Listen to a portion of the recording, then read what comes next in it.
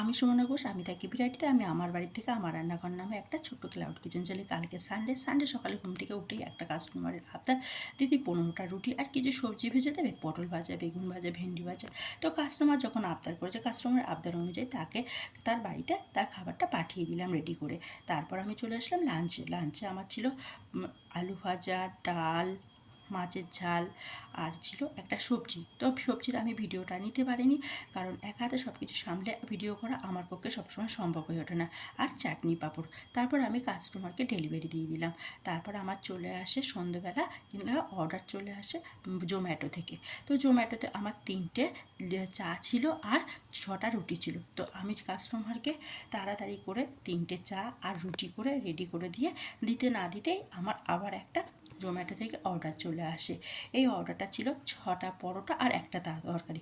তো তাড়াতাড়ি করে আবার তাদের অর্ডারটাও আমি রেডি করে দিলাম। তো তাদের অর্ডার রেডি করতে না করতে আবার একটা আমার জোম্যাটো থেকে অর্ডার চলে আসে। তো আমি তাদের অর্ডারটার সঙ্গে সঙ্গে রেডি